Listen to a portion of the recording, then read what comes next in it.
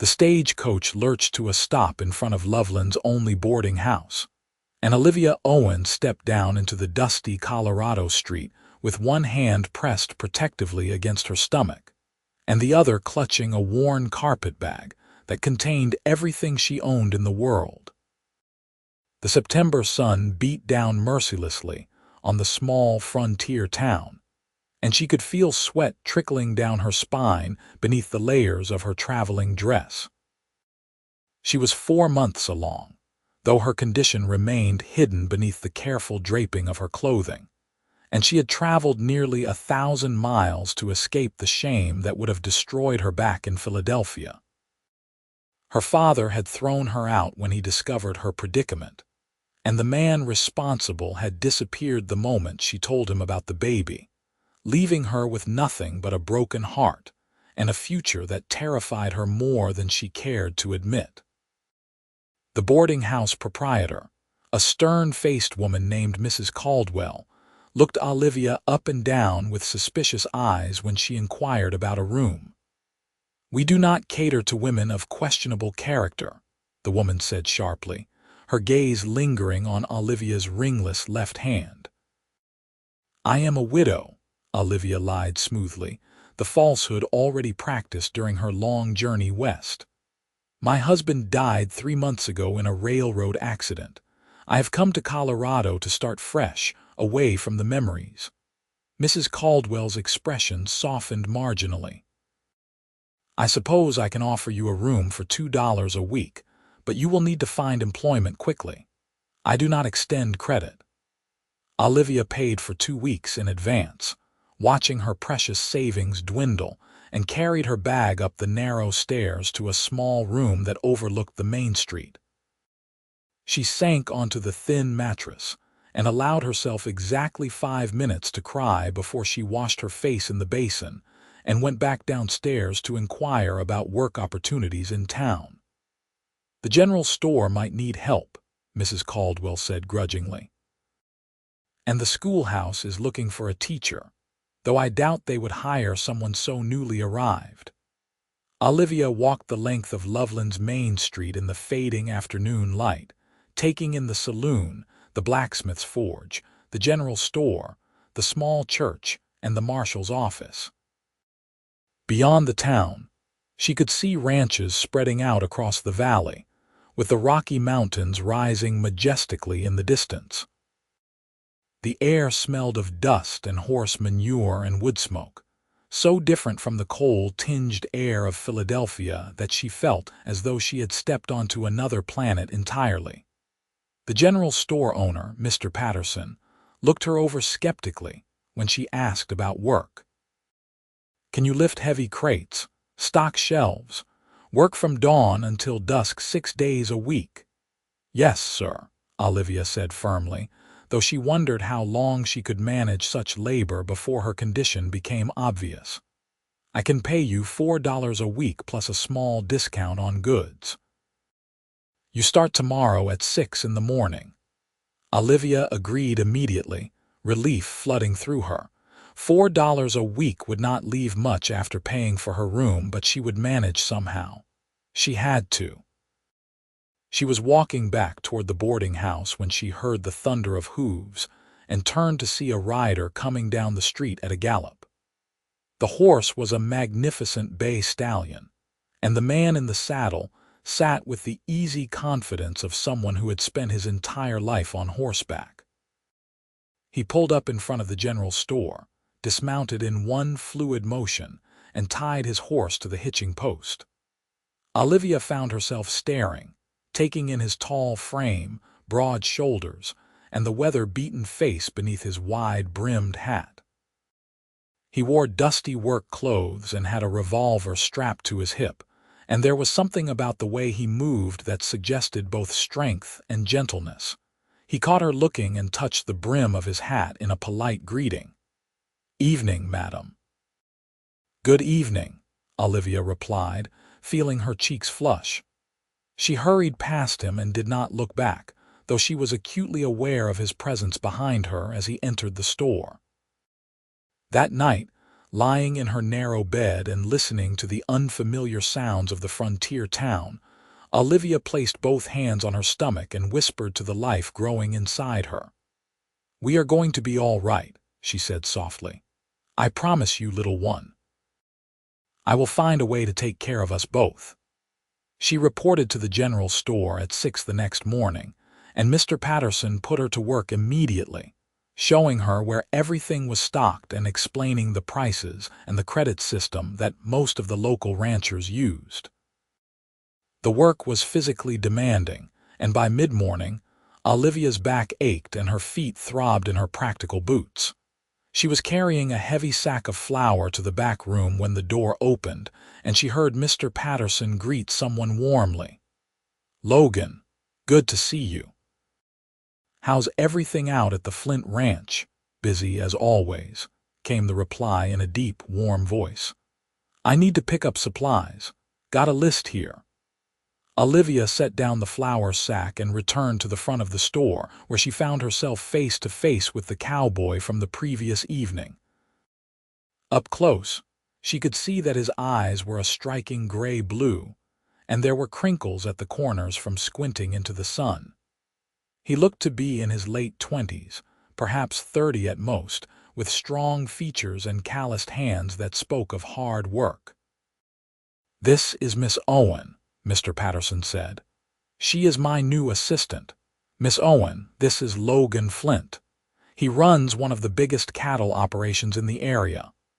"Pleased to meet you properly, Miss Owen," Logan said, and there was something in his gaze that made Olivia's breath catch. It was not the leering assessment she had endured from other men, but rather a quiet interest, respectful and genuine.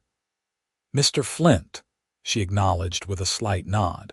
She helped Mr. Patterson fill Logan's order, which included everything from coffee and sugar to ammunition and barbed wire. Logan paid in cash, counting out the bills with careful precision, and then carried his purchases out to a wagon hitched outside. Olivia watched through the window as he loaded everything efficiently, his movements economical and practiced. "He is a good man," Mr. Patterson said, noticing her attention. "Came out here 5 years ago with nothing but a horse and a dream. Now he has got 3,000 acres and a fine herd, works harder than any 2 men I know." Over the following weeks, Olivia settled into a routine that was exhausting but bearable. She worked at the store 6 days a week, attended church on Sundays, and kept to herself as much as possible. She let out the waistband of her skirts and wore her shawl draped carefully to disguise the growing swell of her abdomen. She calculated constantly, trying to figure out how long she could continue working before her pregnancy became impossible to hide, and what she would do when that inevitable day arrived. Logan Flint came into the store every week or two for supplies, and each time, Olivia found herself acutely aware of his presence. He was always polite, always courteous, and he never stared or made her uncomfortable. Sometimes he would ask how she was settling into Loveland, or comment on the weather, and his voice had a quality that made her feel safe in a way she could not quite explain. One afternoon, in late October, Olivia was arranging canned goods on a high shelf when a wave of dizziness swept over her. She swayed, and suddenly Logan was there, his strong hands catching her elbows and steadying her. "Easy there," he said softly. "Are you all right?" "I am fine," Olivia said quickly, stepping back from his touch even though part of her wanted to lean into his strength. "I just stood up too quickly." His eyes searched her face with concern. "You look pale. When did you last eat?" "This morning," she lied. In truth, she had skipped breakfast to save money as she did most mornings. Logan did not look convinced, but he did not press the issue. Instead, he said, "Mr. Patterson, I am going to take Miss Owen over to the cafe for some lunch. She nearly fainted just now." "I do not need," Olivia began to protest, but Mr. Patterson was already nodding. "Good idea. Take an hour, Miss Owen. You have been working too hard." Before she could argue further, Logan had taken her arm and was guiding her out of the store and down the street to the small cafe that served simple meals to townspeople and travelers. He held out a chair for her and then sat down across the table, removing his hat and setting it on the empty chair beside him. "I will have the beef stew," he told the proprietor, "and the lady will have the same, plus a glass of milk and a slice of apple pie." "Mr. Flint, I cannot let you," Olivia started. "You can and you will," Logan said firmly but kindly. "You are too thin, Miss Owen, and this town is hard on newcomers. There is no shame in accepting a meal from a friend." "We are not friends," Olivia said softly. "You do not know anything about me. I know you are alone in a strange place, working yourself to exhaustion, and too proud to ask for help when you need it," Logan replied. "That is enough." The food arrived, and Olivia's stomach growled audibly at the rich aroma of the stew. She ate slowly, trying to maintain her dignity, but she was so hungry that she finished everything on her plate and the pie as well. Logan ate his own meal in comfortable silence, not watching her with pity or judgment, and somehow that made it bearable. "Thank you," Olivia said when they were finished. "That was very kind of you." "It was my pleasure," Logan said. He hesitated, then added, "Miss Owen, if you ever need anything, my ranch is about 5 miles north of town. Anyone can give you directions. I want you to know that you can come to me if you are in trouble." Olivia felt tears prick her eyes, and she blinked them back fiercely. "Why would you make such an offer to a stranger?" "Because I was a stranger here once too," Logan said simply, "and people helped me when I needed it. I am just passing that kindness forward." After that day, Logan made a point of coming into the store more frequently, always buying something small, always making quiet conversation with Olivia. She learned that he had come to Colorado from Kansas after his parents died, that he had built his ranch from nothing through sheer determination and backbreaking work, and that he employed a small crew of ranch hands but did most of the difficult work himself. He was 31 years old, had never been married, and seemed content with his solitary life on the range. In turn, Olivia told him carefully edited versions of her own story. She spoke of Philadelphia, but not of her family's rejection. She mentioned her supposed husband's death, but provided no details. Logan never pushed for more information, and she was grateful for his restraint. By early November, Olivia could no longer hide her condition. Her dresses would not button properly, and the swell of her pregnancy was visible despite her best efforts at concealment. She knew it was only a matter of time before Mrs. Caldwell or Mr. Patterson noticed, and she lay awake at night trying to plan for the disaster that would inevitably follow. The confrontation came on a cold morning when Mrs. Caldwell knocked on Olivia's door before dawn. "I need to speak with you," the woman said, her voice tight with disapproval. Olivia opened the door, wrapping her shawl around herself, but it was too late. Mrs. Caldwell's sharp eyes had already seen what she needed to see. "You are with child," the older woman said flatly, "and there is no husband, is there?" "There never was, please," Olivia whispered. "I have nowhere else to go." "You should have thought of that before you spread your legs for some man," Mrs. Caldwell said harshly. "I will not have an unwed mother under my roof, corrupting the morals of my other boarders. You have until tomorrow morning to vacate your room." Olivia spent the day in a fog of fear and desperation. She could not afford to rent a house on her own, and she knew that Mr. Patterson would dismiss her the moment he learned the truth. She walked the streets of Loveland in the afternoon, when she should have been at work, trying to think of any possible solution. She could move to another town, but she had no money for stagecoach fare, and winter was coming on fast. She could try to find work as a domestic servant, but no respectable family would hire a pregnant woman with no references. As the sun began to set, painting the mountains in shades of gold and crimson, Olivia found herself walking north along the road that led out of town. She had not consciously decided to go to Logan's ranch, but her feet carried her in that direction anyway, drawn by the memory of his kindness and his offer of help.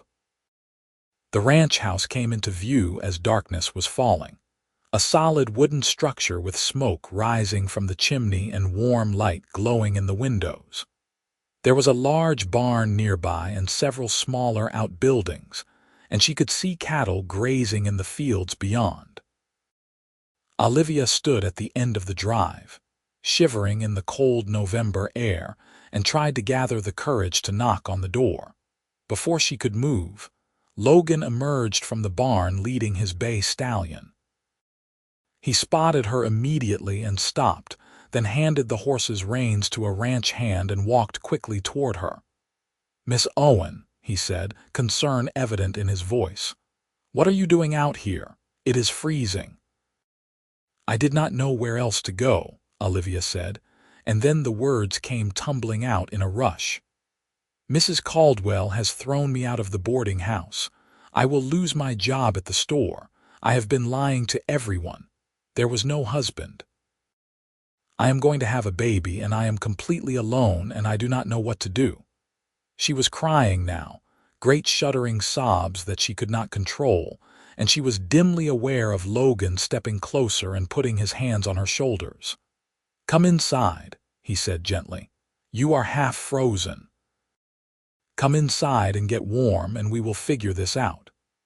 He guided her into the ranch house, which was simply furnished but clean and comfortable. A fire burned in the stone fireplace, and there was a large kitchen table, a few chairs, and a settee covered in worn leather. Logan settled Olivia in front of the fire and brought her a blanket, then poured her a cup of hot coffee. "Drink this," he said, "and then tell me everything if you are willing." Olivia wrapped her hands around the warm cup and told him the truth. She spoke of the young man in Philadelphia who had courted her with pretty words and empty promises, of the night she had given in to his advances because she believed they would be married, of his abandonment when she told him about the baby, and of her father's fury and rejection. She told him about coming west with the last of her money, about the lies she had constructed to protect herself, and about the fear that had been her constant companion since the day she realized she was pregnant. "I know I have made terrible mistakes," she said, her voice breaking. "I know I deserve judgment, but this baby does not deserve to suffer for my sins. I would do anything, work any job, endure any hardship if I could just provide a safe life for my child." Logan listened to all of it without interrupting, his expression grave but not condemning. When she finished, he was quiet for a long moment, staring into the fire. Then he said, "What if you stayed here?" Olivia looked at him in shock. "I could not possibly. The scandal would." "What if you stayed as my wife?" Logan continued, turning to meet her eyes. "A marriage in name only, if that is what you prefer. But it would give you respectability and a home, and it would give your child a name and a future." "Why would you do such a thing?" Olivia whispered. "You do not love me. You barely know me." "I know enough," Logan said steadily. "I know you are brave enough to cross a continent alone. I know you are willing to work yourself to exhaustion to provide for your child. I know you are honest, even when honesty costs you dearly. That is more than enough foundation for a marriage, in my view." "But what would you gain from such an arrangement?" Olivia asked. "It would tie you to another man's child, to a woman with a ruined reputation." "I would gain a partner," Logan said simply. "This ranch is prosperous, but it is lonely. I have always wanted a family, but I am not much good at courting, and most women do not want the hard life of a rancher's wife. You need security and protection. I need companionship and help managing this place. It seems to me we could help each other." "You are offering me everything," Olivia said, her voice shaking, "and asking nothing in return." "I am asking for a chance," Logan corrected gently. "A chance to build something good together at whatever pace feels right to you. If you decide you cannot stand living with me, or if you meet someone else who captures your heart, I will not hold you prisoner. But I think we could make a good life here, if you are willing to try." Olivia looked around the warm, solid house, and then at Logan's face, weathered and kind in the firelight. She thought of the alternative, of trying to survive the winter with no money and no shelter, of bringing her baby into the world alone and destitute. She thought of the quiet strength she had seen in Logan over the past months, the way he treated everyone with respect, the gentleness in his hands when he had caught her from falling. "Yes," she said softly. "Yes, I will marry you." The wedding took place 3 days later in the small church in Loveland, with the minister and his wife as witnesses. Olivia wore her best dress, let out at the seams to accommodate her changing figure, and Logan wore a clean shirt and his good vest. He slipped a simple gold band onto her finger, and when the minister pronounced them husband and wife, Logan leaned in and kissed her cheek with such tenderness that Olivia felt her throat tighten with emotion. The news spread through Loveland like wildfire, and Olivia could see the speculation in people's eyes, the calculations of how far along she must be, and whether the baby might plausibly be Logan's. But Logan held his head high and introduced her as his wife with evident pride, and gradually the gossip died down in the face of his unwavering support. Moving into the ranch house was strange at first. Logan gave Olivia the bedroom and insisted on sleeping in the small room he used as an office, despite her protests. He was unfailingly courteous, always knocking before entering a room where she might be, always asking permission before touching her, even in the casual ways that married couples might. Olivia found herself relaxing into the rhythm of ranch life, learning to cook substantial meals for Logan and the ranch hands, tending the kitchen garden that had gone neglected, and managing the household accounts with careful attention to detail. As November turned into December and the first snows began to fall, Olivia discovered that she enjoyed life on the ranch far more than she had anticipated. She loved waking to the sound of Logan moving quietly through the house, making coffee before he headed out to tend the cattle. She loved the sight of the mountains white with snow against the brilliant blue sky. She loved the way Logan would come in for the midday meal, his face ruddy from the cold, and tell her stories about his morning's work while they ate together. Logan proved to be patient and considerate in ways that made Olivia's heart ache. He noticed when she was tired and insisted she rest. He brought her small gifts from town, a jar of peach preserves she had mentioned liking, a book of poetry when he learned she enjoyed reading, a warm shawl in soft blue wool. He talked to her about the ranch operations and asked her opinion on decisions, treating her as a genuine partner rather than simply a housekeeper. One evening in mid-December, as they sat together by the fire after supper, Logan said quietly, "I want you to know that I consider the child you are carrying to be mine in every way that matters. When the baby comes, I will be its father, and I will raise it with all the love I would give to a child of my own blood." Olivia felt tears spill down her cheeks. "How can you be so generous? How can you offer so much when I have brought you nothing but complications?" "You have brought me joy," Logan said, his gray-blue eyes serious. "This house was just a building before you came. Now it is a home. I did not realize how empty my life was until I had someone to share it with." "I do not deserve your kindness," Olivia whispered. "Kindness is not about deserving," Logan said. "It is about choosing to see the good in people and helping them become who they are meant to be." As winter deepened and Olivia's pregnancy advanced, she found her feelings toward Logan shifting and changing. What had begun as gratitude and respect was transforming into something deeper and more complex. She caught herself watching him as he worked, admiring the strong lines of his body and the capable way he handled every task. She found herself looking forward to the evenings when they sat together, talking about everything and nothing, sharing their thoughts and dreams with an ease that felt both natural and precious. Logan seemed to feel the change between them as well. His glances lingered a little longer, and sometimes Olivia would catch an expression on his face that made her breath catch.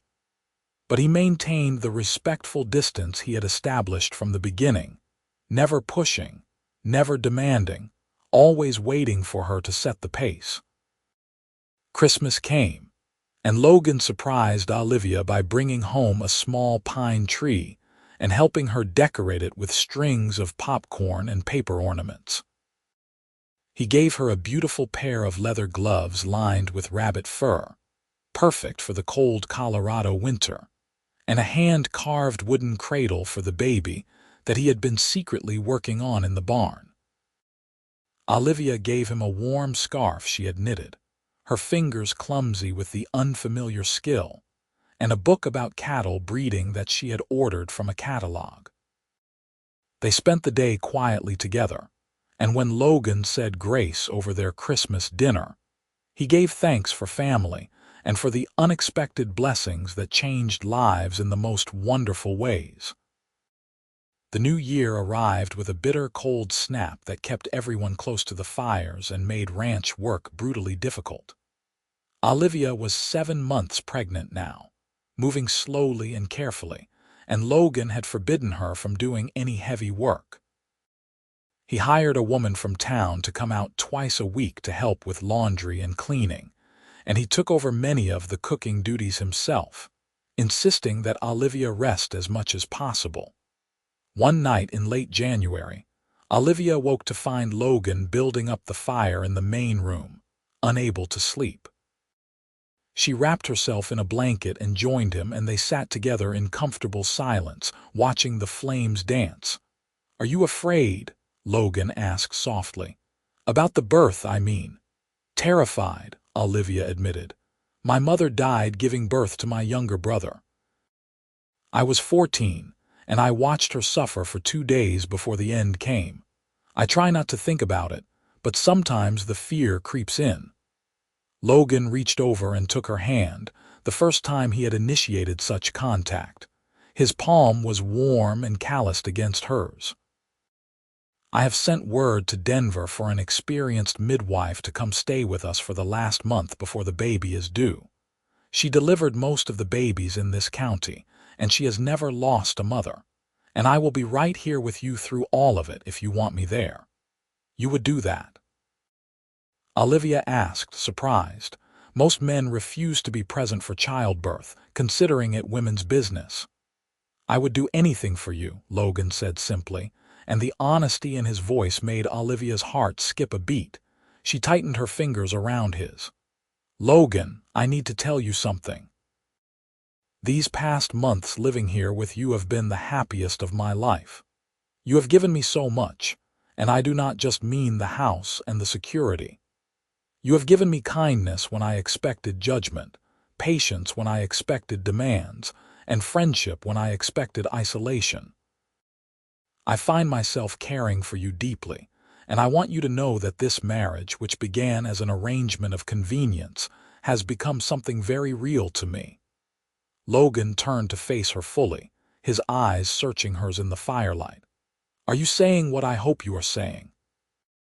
"I am saying that I have fallen in love with you," Olivia said, her voice trembling but certain. "I love the man you are, the way you treat people with respect and dignity, the way you work so hard for what you believe in, the way you have accepted my child as your own without hesitation. I love you, Logan Flint, and I wanted you to know." For a moment Logan simply stared at her, and then he cupped her face in his hands with infinite gentleness and kissed her. It was nothing like the clumsy, demanding kisses she had experienced before. This was tender and sweet and full of emotion, a promise and a question all at once. When they finally drew apart, Logan rested his forehead against hers. "I have loved you since the day I caught you from falling in the general store," he said quietly. "Maybe even before that, the first time I saw you standing on the street looking so brave and so lost all at once. I have wanted to tell you 1,000 times, but I did not want to pressure you or make you feel obligated. Olivia, you are everything I have ever wanted and more than I ever hoped to have.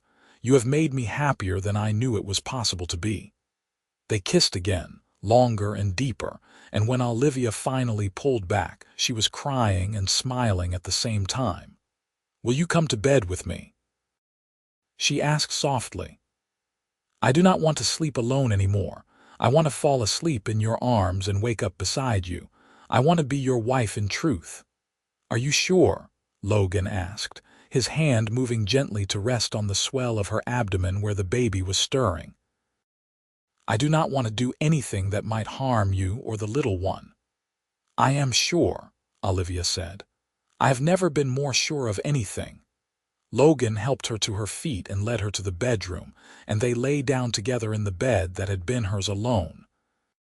He held her close, her back against his chest, his hand splayed protectively over her stomach, and they talked quietly until they drifted into sleep, finally and completely united. The midwife, a capable woman named Mrs. Green, arrived in early February and took up residence in the small guest room. She examined Olivia thoroughly and pronounced both mother and baby healthy and strong. "You have got good wide hips and a strong constitution," she told Olivia matter-of-factly. "This baby will come when it is ready, and I expect you will do just fine." Olivia went into labor on a cold morning in late February, 3 weeks before the baby was expected. The pains started gradually, just a tightening across her belly, but by midday they were coming in regular waves that stole her breath. Mrs. Green took charge immediately, setting Logan to boiling water and gathering clean linens, while she helped Olivia into a clean nightgown and began timing the contractions. Logan stayed close throughout the long afternoon and evening, holding Olivia's hand when the pains grew intense, wiping her forehead with a cool cloth and murmuring words of encouragement. "You are doing beautifully," he told her over and over. "You are so strong. Just a little longer, my love." The baby was born just after midnight, emerging into Mrs. Green's capable hands with a lusty cry that filled the room with sound and joy. "It is a boy," the midwife announced, cleaning him quickly and wrapping him in a soft blanket before placing him in Olivia's arms. Olivia looked down at her son's tiny, perfect face and felt her heart expand with a love so fierce. It was almost painful.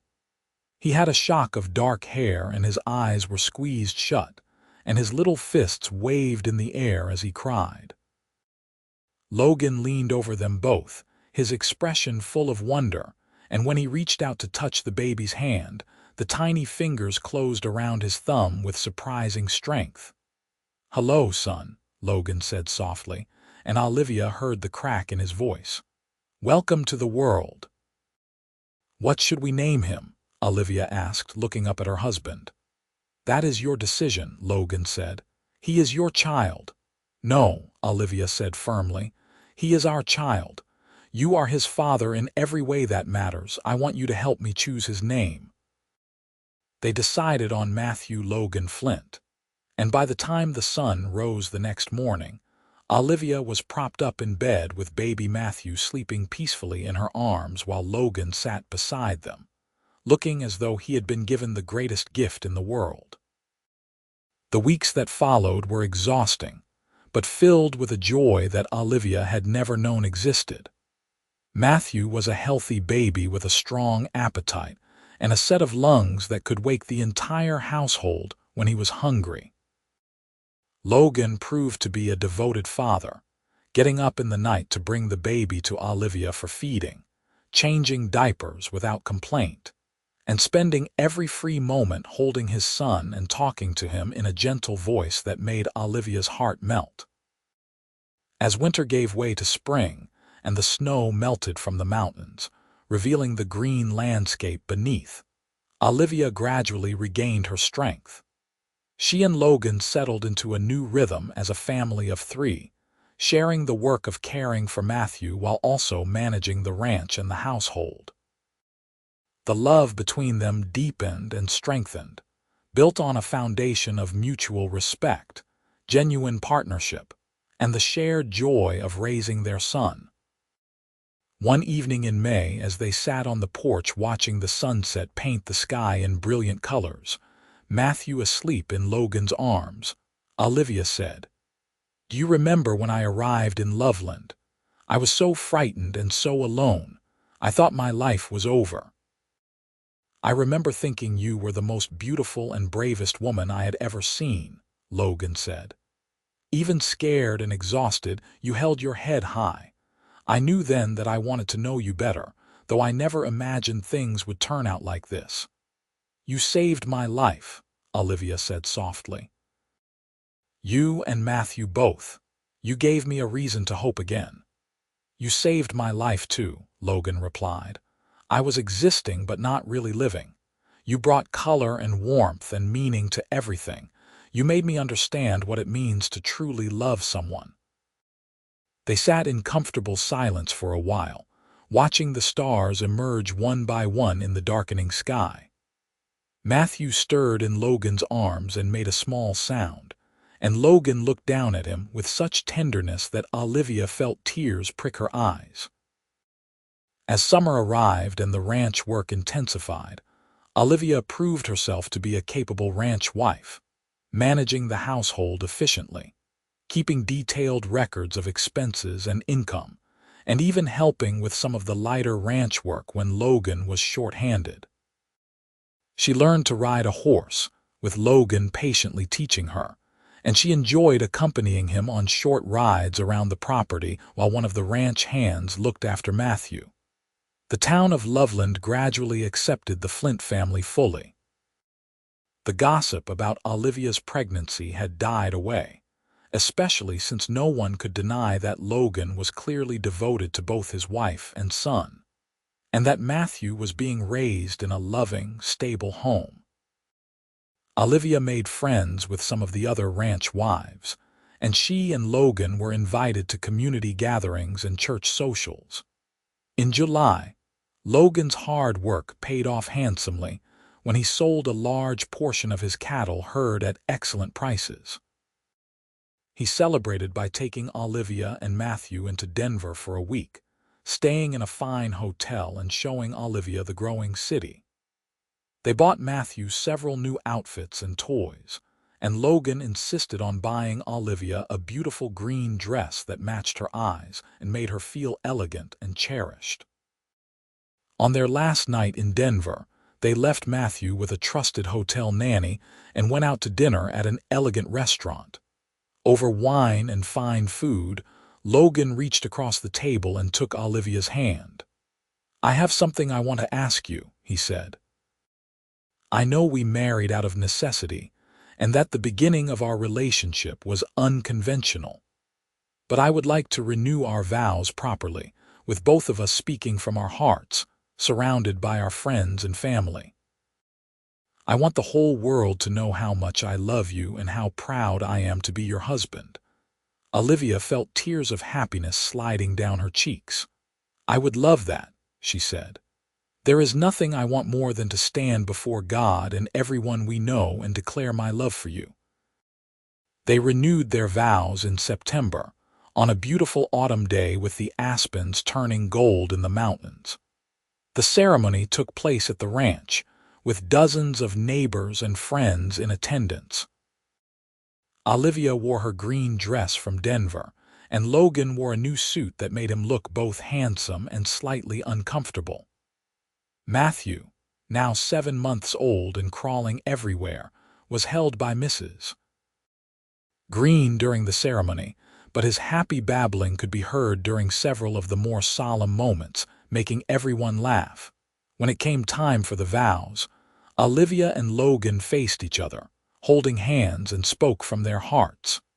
Logan went first, his deep voice steady and sure. "Olivia, when you came into my life, I did not know how empty it had been.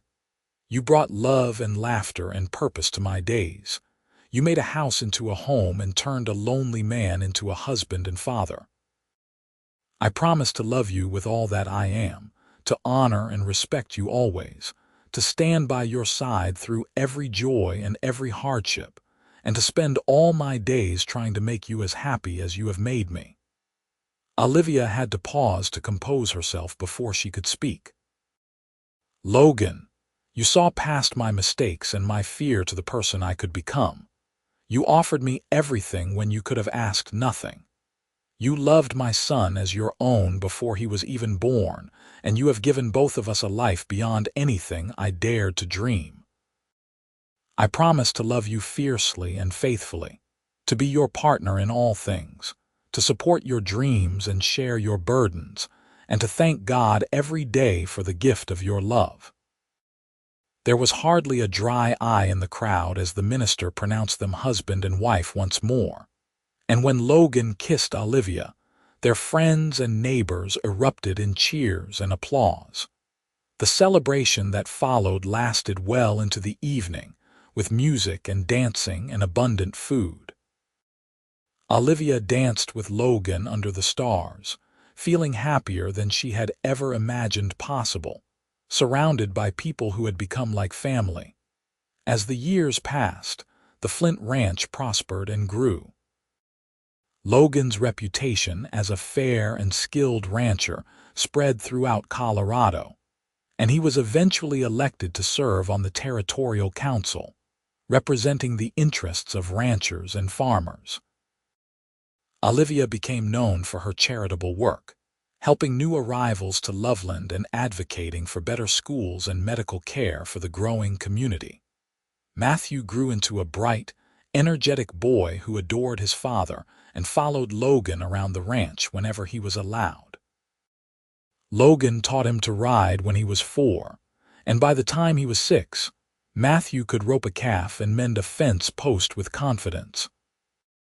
But Logan also insisted that Matthew receive a good education, and Olivia spent hours teaching her son to read and write and calculate, determined that he would have opportunities beyond ranch work if he chose.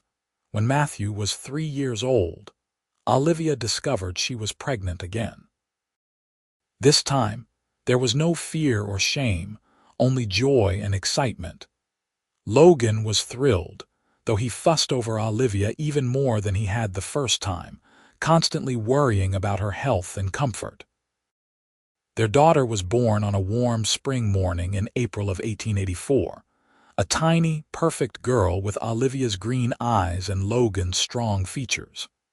They named her Sarah Grace, and Matthew was fascinated by his baby sister, constantly wanting to hold her and show her his toys and tell her stories. 2 years later, another son arrived, whom they named Daniel Patrick, and the Flint household was full of laughter and noise, and the organized chaos of raising 3 young children. Logan proved to be a wonderful father, patient and loving, teaching his children to work hard but also to appreciate beauty and kindness. He read to them every evening, told them stories of his own childhood, and made sure they knew they were loved beyond measure. Olivia often thought back to that desperate day when she had arrived in Loveland, pregnant and alone, with no hope for the future. It seemed like another lifetime, a story about a different person. She had been transformed by Logan's love, by the family they had built together, and by the life they had created on the Colorado prairie. One evening, when Matthew was 12, Sarah was 9, and Daniel was 7, the family gathered on the porch after supper to watch the sunset, as they often did. The children were arguing good-naturedly about whose turn it was to choose the bedtime story, and Logan had his arm around Olivia's shoulders, holding her close. "Papa," Matthew said suddenly, "Billy Turner at school said that you are not really my father because I was born before you and Mama got married. He said I am a bastard." The casual conversation stopped abruptly, and Olivia felt her heart clench with pain. Logan was quiet for a moment, and then he knelt down so he was at eye level with Matthew. "Let me tell you a story," Logan said gently. "When your mother came to Loveland, she was carrying you inside her, and she was braver than any soldier I have ever heard of. She had traveled across the country to make a new life for both of you, and she was willing to do whatever it took to give you a good future.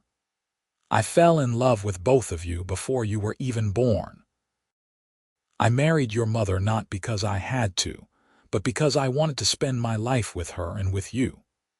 I was there the night you came into this world, and I was the first person besides your mother and the midwife to hold you. I have loved you every single day of your life, and I will love you every day until I draw my last breath. I do not care what anyone says or thinks. You are my son, Matthew. Blood is not what makes a family. Love is what makes a family." Matthew's eyes were shining with tears, and he threw his arms around Logan's neck. "I love you, Papa," he said fiercely. "I love you too, son," Logan replied, holding him tight. Sarah and Daniel, who had been listening with wide eyes, both came to join the embrace, and Olivia wrapped her arms around all of them, her heart so full it felt like it might burst. Later that night, after the children were asleep, Olivia and Logan lay in bed together, talking quietly. "I hate that Matthew had to hear such cruel words," Olivia said. "I hate that my mistakes have caused him pain." "Your choices brought him into the world and brought you to me," Logan said firmly. "There are no mistakes here, only blessings. Matthew is strong and smart and kind, and he knows he is loved. That is what matters. He will face some ignorance and cruelty in his life, because that is the nature of the world. But he has a family who will always stand behind him and support him. That will be enough." "How did I get so lucky to find you?" Olivia whispered. "I think we found each other," Logan said, pulling her close. "And I am the lucky one." The years continued to pass with the steady rhythm of ranch life. The children grew and thrived, each developing their own interests and talents. Matthew remained passionate about ranching and announced at 15 that he wanted to work the land with his father.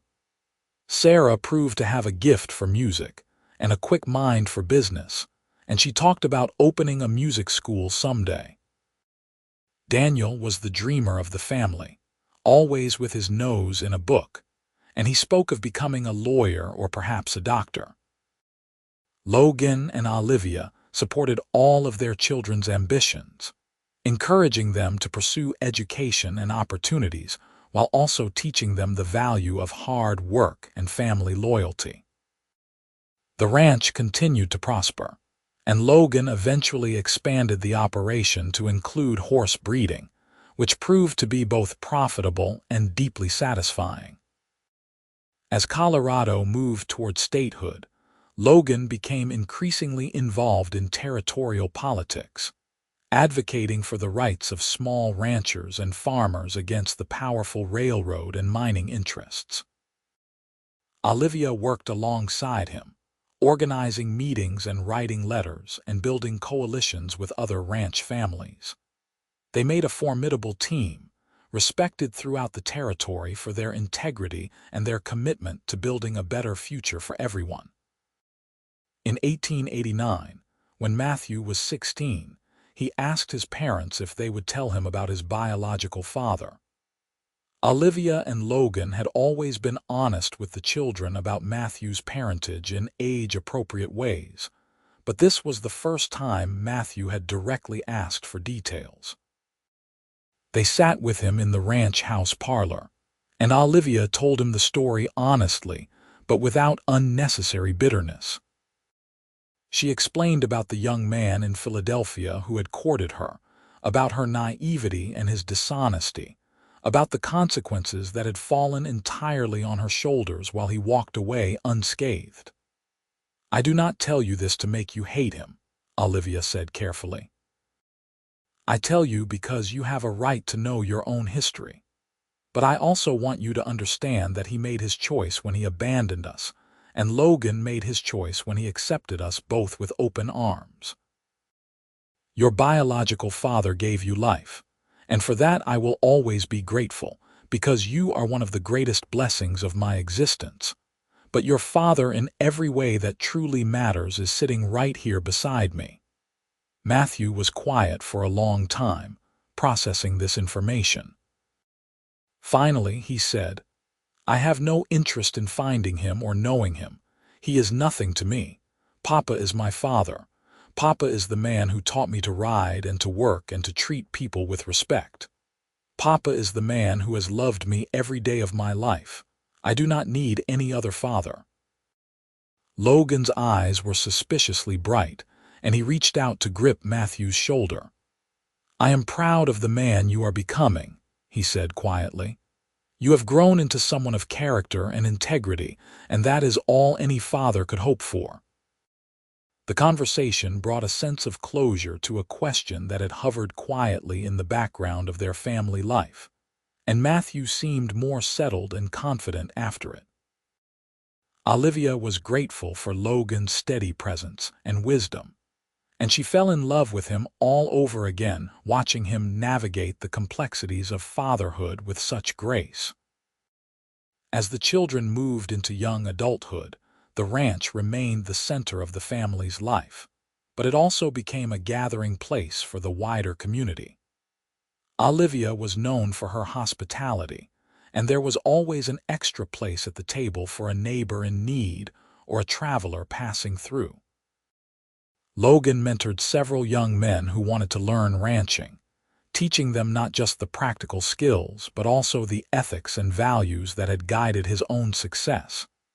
In 1892, Colorado achieved statehood, and Logan was approached about running for the state legislature. After long discussions with Olivia and the children, he decided to pursue it, and he was elected in a landslide. The family spent part of each year in Denver while the legislature was in session, and Olivia enjoyed the cultural opportunities of the city while also missing the wide skies and open spaces of the ranch. Matthew took over more of the day-to-day ranch operations during Logan's absences, proving himself to be as capable and hardworking as his father. At 21, he married a rancher's daughter from a neighboring property, a strong, intelligent young woman named Catherine who fit seamlessly into the Flint family. Olivia cried at the wedding, overcome with emotion at seeing her son so happy and so clearly loved. Sarah pursued her education at a women's college in Boston, much to the family's pride, and she wrote long letters home describing her classes and her adventures in the big city. Daniel followed his dream of becoming a doctor, studying medicine in Chicago, and proving to have a natural gift for healing. As Logan and Olivia moved into their 40s, they found themselves with more time alone together than they had had in years, with the older children launched on their own paths and the household quieter. They took advantage of the opportunity to travel, visiting California and seeing the Pacific Ocean for the first time, and making a trip back east so that Olivia could show Logan where she had grown up. They stood outside the Philadelphia house, where Olivia had lived as a girl, now occupied by strangers, and Olivia told Logan stories of her childhood. She had written to her father several times over the years, trying to mend the breach between them, but he had never responded. She had made peace with his rejection, building a new family that loved her unconditionally, but there was still a small ache when she thought about what might have been. "He does not know what he is missing," Logan said, taking her hand as they walked away from the house. He threw away a relationship with an extraordinary woman and with grandchildren who would have brought him joy. That is his loss, not yours. I know, Olivia said, and I have been blessed beyond measure with the family I have. I just wish he could have seen past his anger and pride to accept me as I am. His inability to love you fully is a failing in him, not in you, Logan said firmly. You are worthy of love, Olivia. You always have been. They returned to Colorado and to the ranch, which felt more like home than any place Olivia had ever known. She resumed her charitable work and her involvement in community affairs, and she started writing a memoir of sorts, recording the stories of their family and the early days of Loveland for future generations. In 1897, Matthew and Catherine welcomed their first child, a daughter they named Olivia after her grandmother. Holding her tiny namesake in her arms, Olivia was overwhelmed with gratitude for the journey that had brought her to this moment. She thought of the terrified young woman who had stepped off the stagecoach in Loveland 24 years earlier, pregnant and desperate. And she wished she could go back and tell that girl that everything would be all right, that joy and love and belonging were waiting just around the corner. Logan retired from the legislature after 6 years of service, ready to spend his time focused on the ranch and his growing family. He and Olivia were now grandparents to 3 grandchildren, with more on the way, and they relished their roles as the family matriarchs and patriarchs. They hosted large gatherings at the ranch for holidays and celebrations, and the house was always full of laughter and children and love. On their 25th wedding anniversary, Logan surprised Olivia with a celebration that brought together everyone they loved. Friends and family came from across Colorado and beyond, filling the ranch with joy and noise and celebration. As the sun set on that perfect day, Logan and Olivia stood together on the porch where they had spent so many evenings, watching the mountains turn purple in the fading light. "Do you remember the night you came to my door?" Logan asked softly. "Cold and frightened and pregnant, asking for help." "I remember thinking you were my last hope," Olivia said. "I remember feeling like my life was over, and then you offered me a future I never imagined possible." "I took a chance on you," Logan said. "But you are the one who took the real risk, trusting a stranger with your life and your child's life. You are the brave one, Olivia. You always have been." "We were brave together," Olivia corrected gently. "You could have lived your whole life alone, safe and uncomplicated. Instead, you chose to open your heart to a woman carrying another man's child, to build a family with someone who had nothing to offer but gratitude and hope. That took courage too." Logan pulled her close and kissed her tenderly. "I love you more today than I did the day we married," he said. "And I will love you more tomorrow than I do today. You are my heart, Olivia Flint." "And you are mine," Olivia replied, resting her head on his shoulder and watching the stars emerge one by one in the darkening sky. "You asked nothing and offered everything, and you gave me a life beyond my wildest dreams." They stood together in the gathering darkness, surrounded by the sounds of their family celebrating inside the house, and Olivia thought that this moment, right here, was the culmination of every choice they had made and every risk they had taken. From that desperate day in 1873, when she had arrived in Loveland with a secret growing inside her and a heart full of fear, to this perfect evening in 1898, surrounded by love and family and the fruits of their shared labor, the journey had been more beautiful than she ever could have imagined. As they grew older, Logan and Olivia handed more and more of the ranch operations over to Matthew, while they focused on enjoying their grandchildren and pursuing the quieter pleasures of life. They took long walks together every morning, talking about everything and nothing. They read books aloud to each other in the evenings. They traveled when the mood struck them, but they always came home to the ranch, to the mountains and the wide Colorado sky and the land they had built their life upon. Sarah opened her music school in Denver, and it flourished, teaching hundreds of children to play piano and violin and to appreciate the beauty of music. She married a banker, a kind man who supported her ambitions, and they had 2 children who visited the ranch every summer. Daniel became a well-respected doctor, eventually returning to Colorado to practice medicine in Denver, where he could be closer to his family. He married a fellow doctor, a woman as dedicated to healing as he was, and they had 3 children who inherited their parents' intelligence and compassion.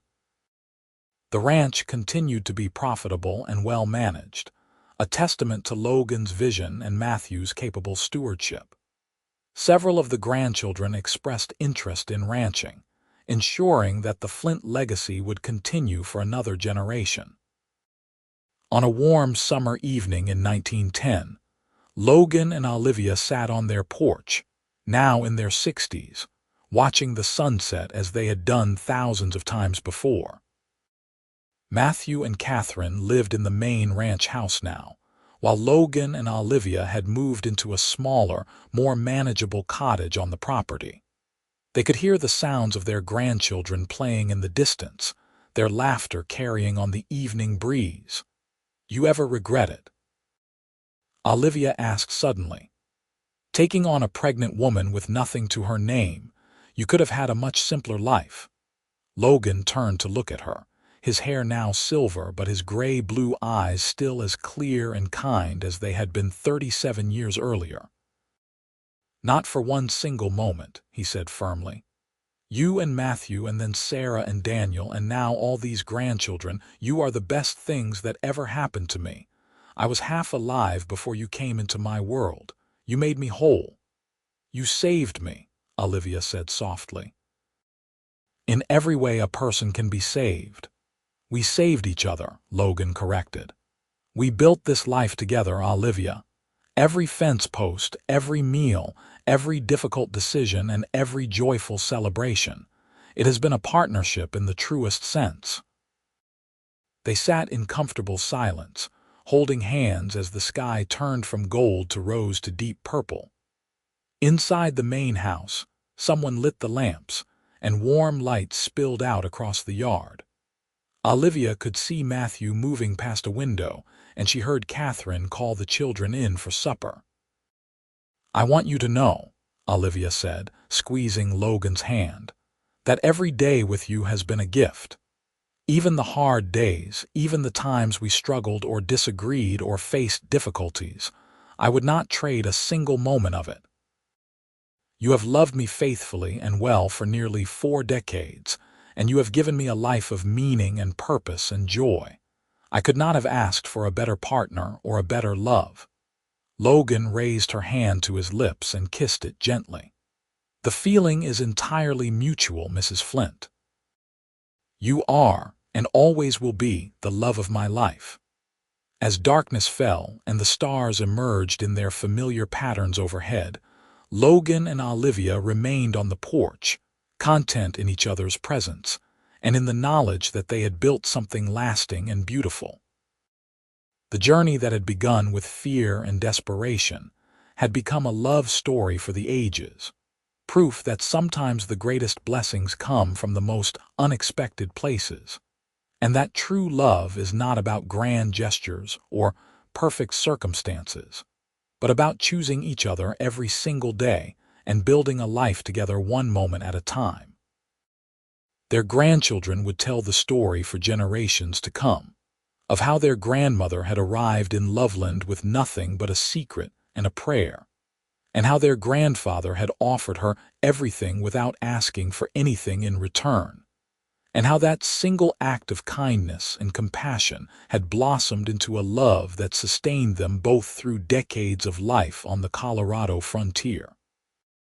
It was a story about courage and redemption, about the power of unconditional acceptance, and about the transformative nature of genuine love.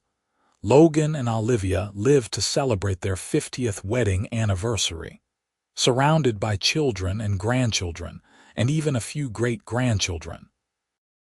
They passed away within months of each other, as couples who have been deeply connected often do, and they were buried side by side on a hill overlooking the ranch, with a view of the mountains they both loved so much.